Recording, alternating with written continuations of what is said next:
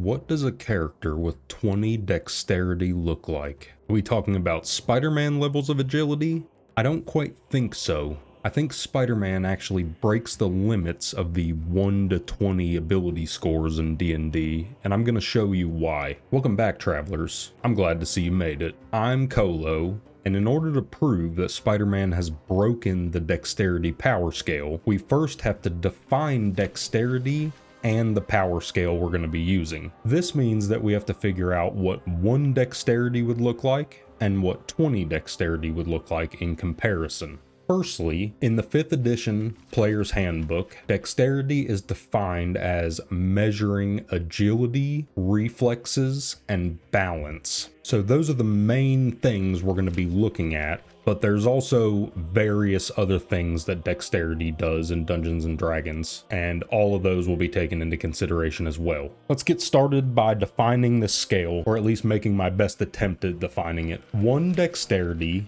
gives your character a -5 on all dexterity related rolls. This is essentially the difference, if we look at this chart, between an easy and a medium task as far as difficulty goes, or the same difference between a medium and a hard task. So everything right off the bat is going to be at least 1 level of difficulty higher for you, just because either you're very clumsy, you're uncoordinated, you've got some kind of physical handicap, like maybe you're missing a leg or both legs, or are severely paralyzed, any number of things. But this person with their 1 dexterity, they basically wouldn't be able to survive or get around on their own at all. Maybe they have extreme instances of vertigo and they can't balance well enough to even stand, or their reaction times are so delayed that they can't basically get out of the way of oncoming traffic or anything like that. Literally anything that's going to hit them will hit them because they're so slow. This person doesn't need to be alone in public, much less out on an adventure. Now, let's take a look at the other end of the spectrum. A person with 20 dexterity would be the most agile, flexible, physically coordinated acrobat that you've ever seen. They are the physical incarnation of flowing like water. This character would be capable of effortlessly performing the 5 Ds of dodgeball while they're also doing double Dutch jump rope. Landing a hit on them is infuriatingly difficult, as they always seem to be just out of reach, as though they're taunting you with their skill. Now, you're probably sitting here thinking, okay, that sounds like a perfect description of Spider-Man, and you're not wrong. He is definitely capable of all of those things. The issue is, his dexterity surpasses this limit by quite a bit. If I had to sit here and pick a few characters to represent 20 dexterity, I'm going to go ahead and use these 2 as my examples. The original Robin, the Boy Wonder, Nightwing, and the Man Without Fear, the Devil of Hell's Kitchen, Daredevil. Both of these characters are human by comic book standards, and I think we all know what that means. They're definitely stronger and faster and everything that a normal human would be capable of, but it's a comic book, so you suspend a little bit of disbelief. They are both in unrealistically peak human physical condition. I would honestly go as far as to say that they both probably have slightly higher than 20 dexterity also, just because they've both been shown performing feats that would definitely be impossible in real life, but they're close enough to 20 dexterity that I feel comfortable using them as examples, so we'll go ahead and do it. Nightwing has been stated on multiple occasions to be faster than Batman. There have been instances where he has actually had to act as Batman, and his villains notice the difference in speed and acrobatics. He's been officially labeled the best acrobat in the world. He's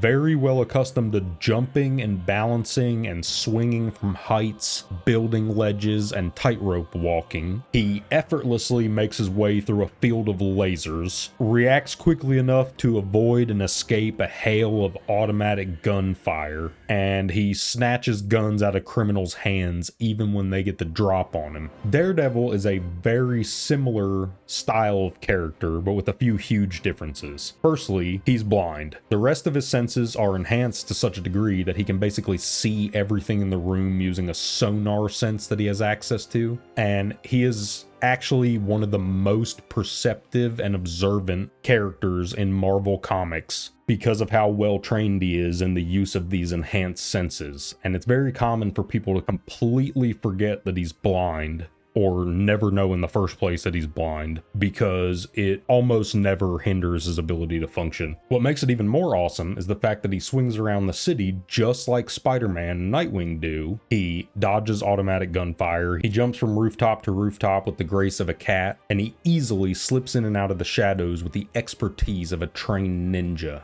Both Nightwing and Daredevil use baton-style weapons, which both contain gadgets that can be used to turn the tides of combat or aid them in their stealthy endeavors. They're also both experts at throwing these batons, as well as pretty much any other weapon or object that they can get their hands on, and can easily ricochet the baton off of multiple surfaces at crazy zigzag angles, eventually striking their target with pinpoint accuracy. So, like I said before, both of these guys are probably a bit above 20 dexterity, because things like this are just simply not possible. When your dex is so high that it begins to override the laws of physics, you know you're in superhero territory. And now that we've defined our scale from 1 dex to 20, let's take a look at some of Spider-Man's feats throughout the years and try to come up with a dex score that makes sense for him. Everything that I've discussed about Nightwing and Daredevil so far is also true for Spider-Man. He dodges automatic gunfire, he swings from the rooftops, and he balances on tight ropes. He does all of the things that you expect from a 20 dex master of agility and coordination. The differences begin when we take a look at Spider-Man's superpowers. As a tiny baby,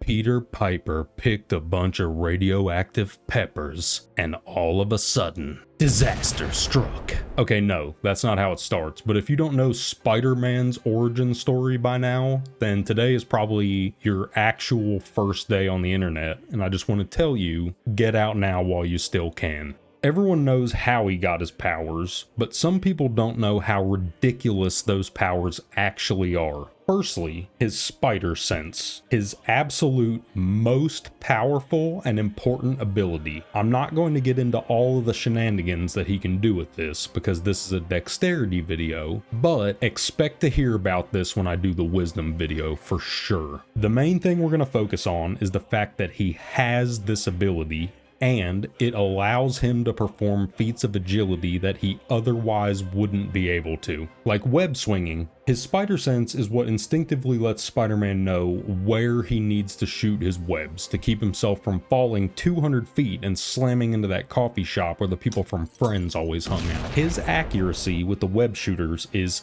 hilariously good, allowing him to thread the needle through and between multiple obstacles in order to hit his target. Spider-Man's balance and coordination are also far above normal human limits. He can hang upside down indefinitely, which would eventually cause brain damage and death to a normal person. He maintains equilibrium and balance regardless of his body's position as well. This is something you can test at home right now, actually. Just stand up, open your eyes as wide as you can, and pay attention to a specific spot on the wall. Focus very hard on that spot, but also allow your peripheral vision to take in the immediate area around the spot. Now, while maintaining focus on that spot, quickly do a no-hand sideways cartwheel flip. Did you notice how hard it was to maintain your focus while you were performing the flip? Well, Spider-Man would have no issue doing that. As a matter of fact, he would do it while dodging a hail of bullets from an entire group of bad guys, while also taking the time to save a cat,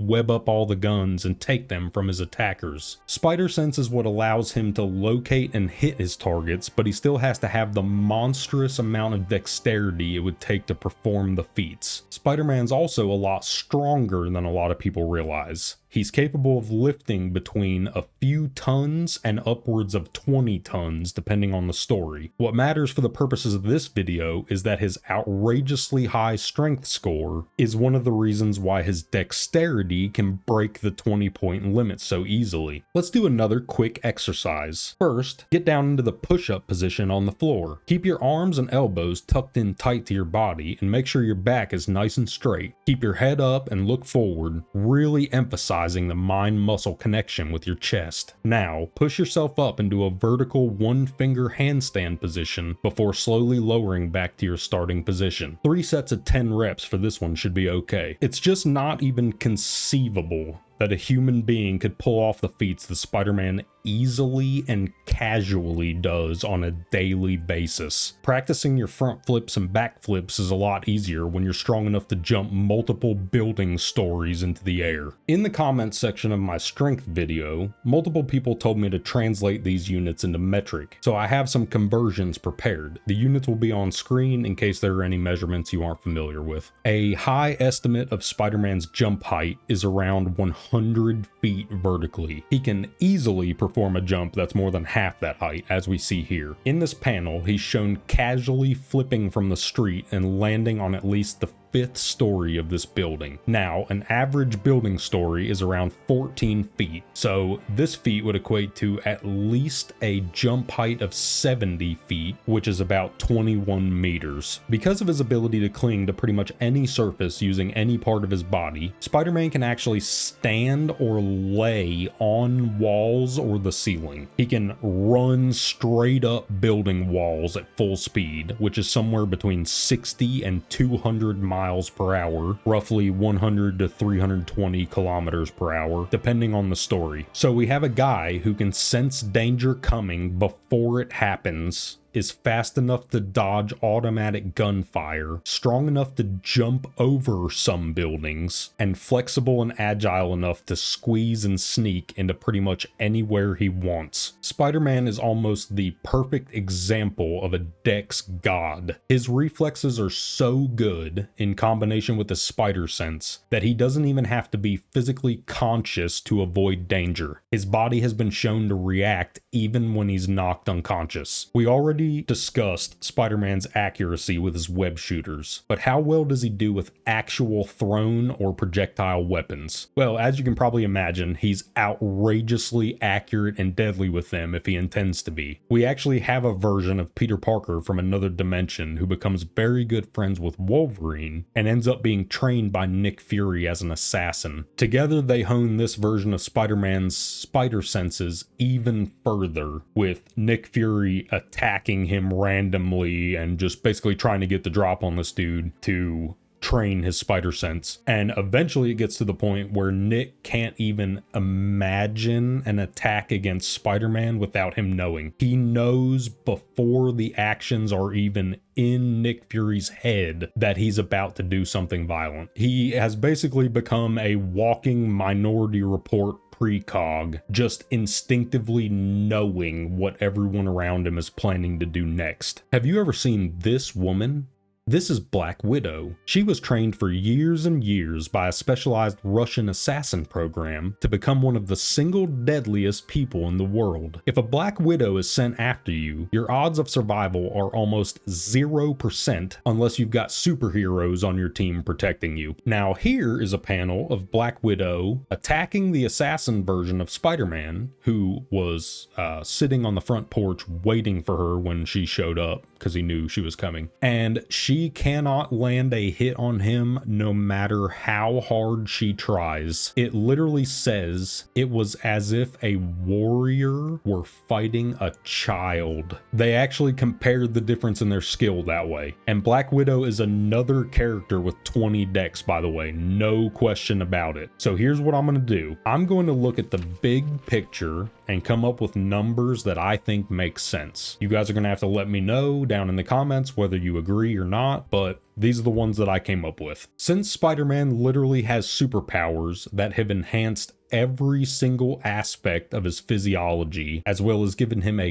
godlike involuntary danger sense, which he uses in combination with his dexterity and speed to basically a compounding effect. All of the things synergize so well together that they're better than the sum of their parts. And Spider-Man has been known to outmaneuver and outsmart outsmart entire teams of heroes or villains on his own. Because of all those factors, I'm going to do this. I'm going to set his dexterity at 60, and this is how I came to that number. If we take a look at the scale for difficulty classes for various tasks, we can see that a difficulty class of 5 denotes a very easy task, while a DC of 30 represents a task that is nearly impossible to complete. Spider-Man has shown time and time again that he is capable of very easily performing tasks which would be absolutely impossible for a normal human. So the way I see it, he needs at least a bonus roll of plus 25 on all things dex related. Something that's nearly impossible should be very easy for him. If we look at this chart for modifiers, we can see that every 2 ability score points increases your rolls by 1 when you're making a check for that specific ability. An ability score of 30 grants you a plus 10 to all related rolls. 32 would be plus 11, 34 is plus 12, and so on. So we're gonna have to start from 30, which is plus 10, like I said, and we're gonna add 30 more ability score, which will give us an additional plus 15, giving us a total bonus of plus 25 now. And like I said before, I think plus 25 is what he needs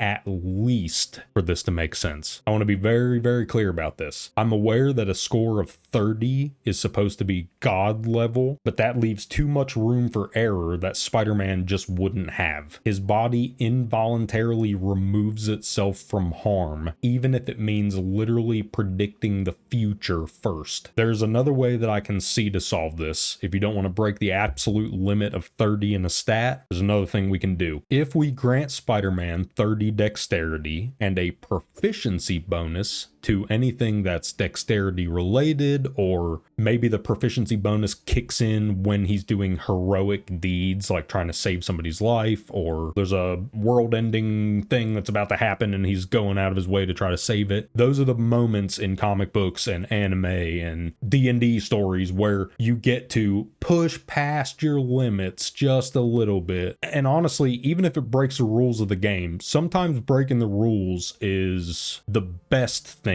to do for telling a story, because it allows you to tell a more interesting story sometimes. Whichever way you want to go to accomplish this, I feel that a bonus to dex related rolls of plus 20 or 25 at the minimum is what it would take to accurately portray Spider-Man's insane agility and speed. If he is so much faster and better and more coordinated than Black Widow that they're comparing the difference between those characters to a warrior and a child, then he is one of the deadliest people that's ever lived in Marvel Comics, basically. If we start to get into the upper limits of what his spider sense is capable of, I would say that the roll bonus would have to be even higher than that, but you could use it as a mechanic for gaining advantage or something like that also. I would also probably give him some legendary actions, maybe 2 or 3 times a day, where if he fails a dex save, he can just decide to pass it instead, because that's how good. Like, there's not going to be any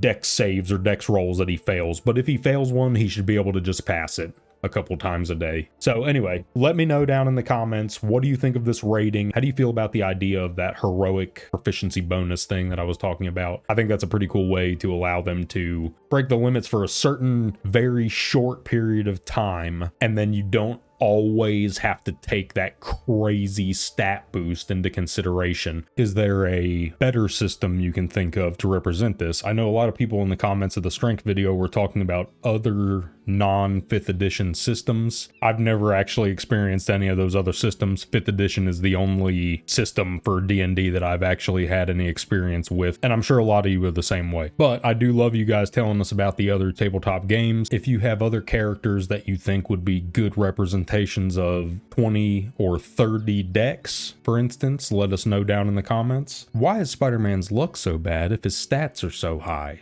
Do his writers hate him? Yes. I also want to give a very special shout out to my channel members. Thank you very much for your support. You guys are the best and I greatly appreciate it. If you're interested in becoming a channel member, there are links down below, or if you want to support on Patreon or Ko-fi, there's also links for that in the description of the video. And if you want to come join us on the Discord and nerd out about stuff like this, or talk about Baldur's Gate 3 related stuff, Elden Ring related stuff, just whatever, RPG and comic book stuff is usually what we end up talking about. Y'all are more than welcome. The more the merrier. And as always, travelers, I am glad you got to see me. Do your best to stay alive out there. Until next time, see ya.